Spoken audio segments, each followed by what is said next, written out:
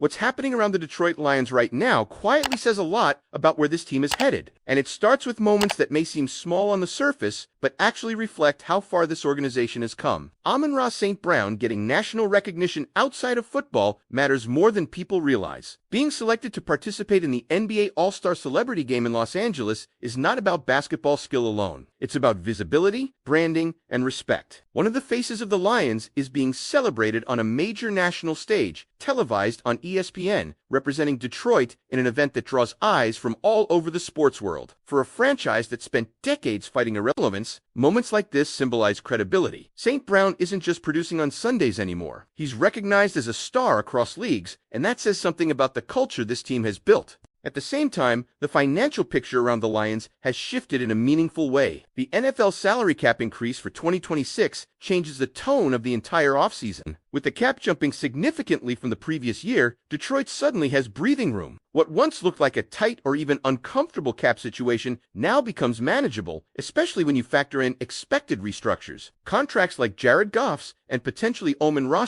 Brown's can be adjusted to create flexibility, and that's exactly how strong front offices operate. This doesn't mean the Lions are swimming in money or have an advantage over the rest of the league, because every team benefits from the cap increase, but it does mean Detroit is not boxed into panic moves. Brad Holmes now has options, and options are power. That context is important when rumors start circulating, especially the idea of a possible TJ Hockenson reunion. The discussion is out there, driven by analysts suggesting a short, team-friendly deal could make sense. On paper, the concept of adding another experienced tight end sounds intriguing, especially with how effective multiple tight end sets have become across the league. But reality is more complicated. Hockenson's time in Detroit ended for reasons that went beyond money, including durability concerns and long-term fit. The Lions already have a clear centerpiece at the position in Sam Laporta, and the current tight end room, while not flashy, is functional and built around his skill set. Any addition would have to complement that, not disrupt it. A reunion isn't impossible, but it's far from a clean or obvious move, especially when draft and free agent options exist that better align with the team's timeline. Coaching stability is another quiet battle happening behind the scenes. After seeing significant staff turnover in previous years, the Lions have largely held their ground this offseason. There's chatter about other teams, particularly division rivals, looking at Detroit assistants, but the reality is this coaching group remains mostly intact. That matters. Continuity on the offensive line, in the passing game, and in player development has been a huge reason for Detroit's recent success. Losing key assistants now would risk slowing momentum, and so far, that damage has been limited. All of this ties back to the draft, where one theme continues to stand out above the rest: offensive tackle. Despite arguments suggesting Detroit could wait or address the position later, the Lions have made it clear through words and actions that they value the trenches above almost everything else. This draft class is loaded at tackle, and if the right player is there when Detroit picks, it's hard to imagine them passing. Taylor Decker's future is uncertain, and even if he returns for another season, the organization has consistently shown it prefers to act early rather than late. Protecting the quarterback and stabilizing the offensive line is not optional, it's foundational. Taken together, these storylines paint a picture of a franchise thinking long-term while still operating aggressively. Recognition for star players, improved financial flexibility, cautious roster decisions, coaching continuity, and a clear draft philosophy all point in the same direction. Detroit isn't reacting anymore, it's planning. Now the real question becomes how these pieces come together and which path the front office ultimately chooses. So what do you think about the Lions' direction right now, and which of these storylines matters most to you? When you zoom out and really connect all these threads, what stands out is how intentional everything feels right now. This isn't a franchise chasing headlines or trying to force a splash move to satisfy noise from the outside. The Lions are operating with a very clear internal logic, and that becomes obvious once you start lining up the cap situation, the roster structure, and the draft philosophy together. The salary cap increase doesn't suddenly change who the Lions are, but it reinforces how they want to move. They're not backed into a corner. They don't need desperation cuts. They don't need to sacrifice future flexibility for short-term relief. Instead, they can restructure smartly, keep their core intact, and still be active where it actually makes sense. That's why the tight end discussion is interesting but also telling. The idea of adding a familiar name like TJ Hockenson grabs attention, but the Lions aren't building this roster around nostalgia. Sam Laporta is already the focal point of that room, and everything else has to orbit around him. The current group may not feel complete yet, but it's clearly transitional. There's room for competition, there's room for youth, and there's room for development. Whether that comes through the draft or a calculated free agent addition, It's hard to ignore that Detroit prefers players who are ascending rather than those trying to reestablish value. That doesn't mean experience isn't valued, but it does mean fit comes first. The same mindset applies to the coaching staff. The league is watching Detroit closely now, and that's a new position for this organization. Other teams don't poach coaches from programs they don't respect. The fact that names from the Lions staff continue to surface in these conversations says a lot about how the rest of the NFL views what's being built here. At the same time, the Lions have avoided the kind of mass departures that can derail continuity. Keeping key voices in place, especially around the offensive line and offensive structure, protects the identity of this team. That identity is physical, disciplined, and detail-oriented, and you don't maintain that by constantly resetting your staff. And this is where the offensive tackle conversation really becomes the backbone of everything. You can talk about skill players, you can debate scheme, but none of it works without stability up front. The Lions lived through the consequences of offensive line uncertainty before, and it's clear they have no interest in repeating that experience. Waiting on a tackle, hoping value falls later, or assuming the position can be patched together is not how this front office operates. The language coming from decision makers has been consistent for years. They want to be proactive, not reactive. If there's an opportunity to secure a cornerstone at tackle early, especially in a class that's considered strong at the position, that's not something they're likely to over. All of this reinforces one central idea. Detroit is no longer building year to year. They're building layers. Each decision is meant to support the next one, whether that's extending a quarterback, protecting him long-term, or ensuring young skill players continue to thrive. Even moments that feel light, like Amon-Ra St. Brown stepping into the spotlight at a national event, tie back into that same theme. This is a team that expects to be seen, expects to be relevant, and expects to stay that way. Nothing here feels rushed, and nothing feels accidental. The Lions are positioning themselves to stay competitive not just this season, but beyond it, and that's what makes this stretch so important. Every move, every non-move, and every rumor tells us something about their priorities. The deeper you go into this moment for the Lions, the clearer it becomes that this offseason is less about headline moves and more about reinforcing the structure that got them here in the first place. Detroit isn't chasing shortcuts. They're trying to eliminate weak points before they become real problems, and that mindset shows up everywhere you look. The cap flexibility gives them room, but it also gives them patience. They don't need to rush into signings just because money is available. They can wait for the right fit, the right contract length, and the right role. And that's a luxury teams without direction rarely have. That patience is especially important when you think about how young this core still is. Amon-Ra St. Brown isn't even in his prime yet. Sam Laporta is still developing. The offensive line, despite questions about the future at tackle, remains one of the foundations of the roster. Detroit is trying to line up timelines so that extensions, draft picks, and veteran contracts all complement each other instead of colliding. That's why restructures are viewed as tools rather than escape hatches. Adjusting deals for players like Jared Goff isn't about kicking the can down the road. It's about aligning financial reality with competitive windows. And this is where the draft conversation keeps circling back to the same point. You can talk yourself into waiting on certain positions, but tackle isn't one of them. When a front office repeatedly emphasizes protection, depth, and long-term planning in the trenches, it's not empty talk, it's philosophy. Detroit has seen what happens when injuries pile up and contingency plans aren't ready. They've lived that season already, and everything suggests they don't want to relive it. If the board falls a certain way and a tackle they believe in is available, the idea of passing and hoping for a fallback option later becomes a risk they simply don't need to take. Even the coaching situation feeds into that same narrative. Stability allows development. Development allows young players to grow within a system instead of constantly adapting to new voices. The Lions have already paid the price for turnover in the past, and keeping as much of this staff together as possible helps preserve the identity they've worked so hard to establish. That identity is what makes Detroit tough to play against week after week. And it's not something you rebuild overnight if it's lost. What you're really seeing is a team that understands where it stands in the league now. Detroit is no longer trying to prove it belongs. It's trying to prove it can stay. That changes how decisions are made. It changes how risks are evaluated, and it changes how fans should read the silence between moves.